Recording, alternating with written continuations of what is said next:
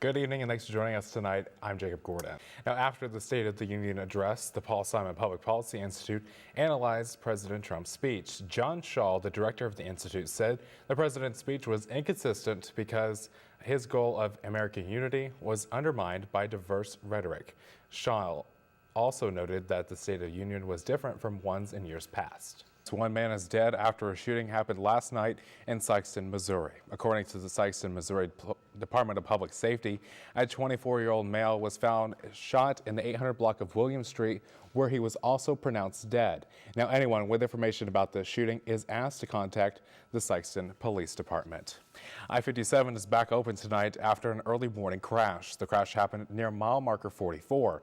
State police say the driver said he fell asleep before crashing into a guardrail. The car suffered major damage. One passenger was transported to an area hospital with non-life-threatening injuries. Martinsville is located in Clark County, not far from the Illinois-Indiana border. No one was arrested until her boyfriend went to police on Sunday and said, "I did it." Now officials say Connor Scott approached police in Danville, Indiana entirely on his own.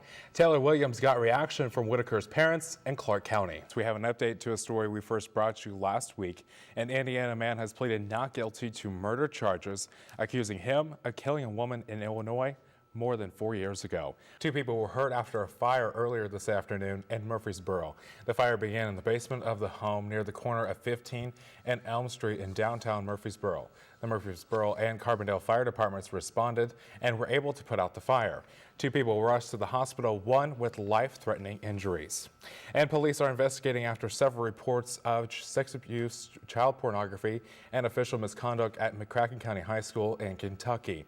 McCracken County Sheriff Matt Carter held a news conference earlier this morning to release the details of 4 separate incidents.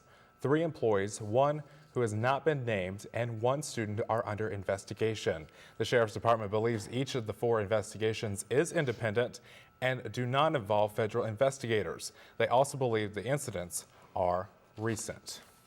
Okay, Madeline, I'm writing a poem about the weather. What should I include in it? We have many reports tonight of the damage across the river region, but we start with a train derailment in Dexter, Missouri. The storms this morning knocked over a train and 13 cars, and most of the region was included in a thunderstorm and flash flood warning earlier today. The National Weather Service declared a river flood warning until midnight tonight.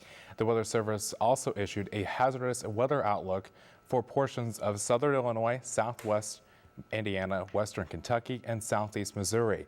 Well, Jacob, I don't know about you, but I certainly was woken up by those storms this morning. I was too. Madeline Parker is here now with a first look at weather. So Madeline, are we expected to see any more severe weather? Again. So I just got out my rain boots, but now you're telling me I gotta get my snow boots back out, and my ice scraper, and my gloves. The whole 9 yards. Well, in my professional opinion, keep out both. Keep out your umbrella, your rain boots, and your snow boots. All the because we time. never know what's going to happen. Coming up on Evening Edition, Southern Illinois continues to deal with flooding. He was in Metropolis and Carroll yesterday to see for himself what the 2 towns are dealing with.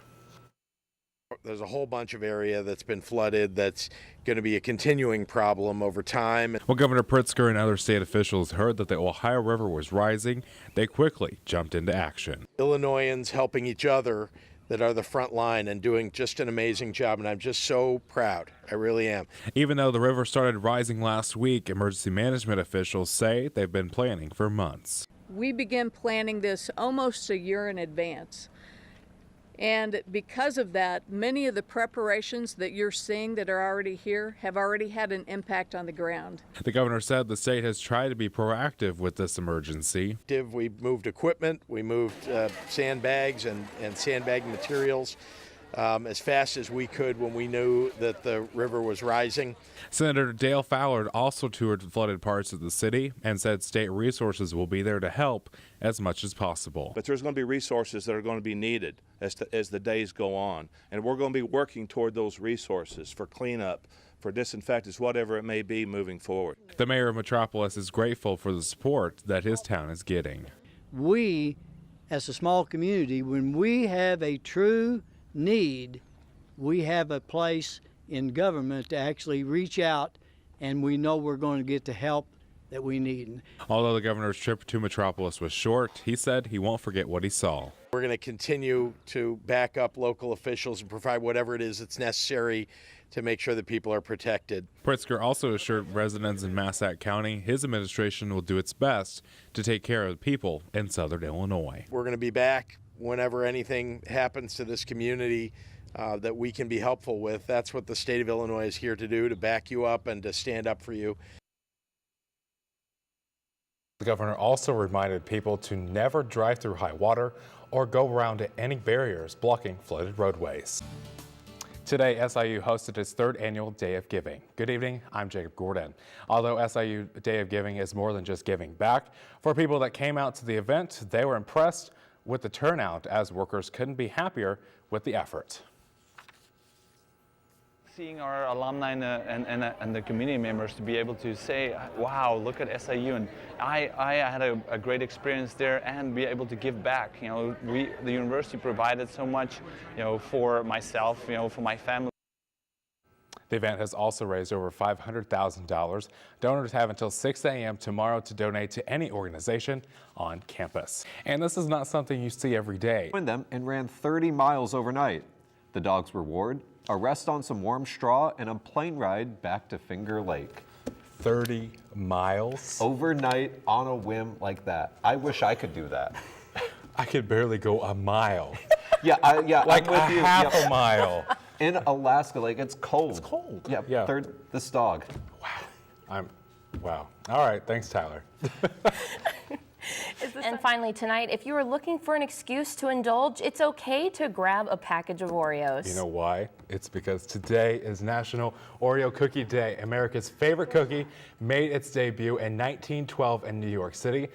Okay, if I'm going on that 30-mile trek, I'm gonna need some carbs. It is going to be pretty wet and rainy, so that's kind of a downside. So basically, Friday and Saturday, I'm gonna sit at home with my Oreos and tuck up in my milk and watch it rain.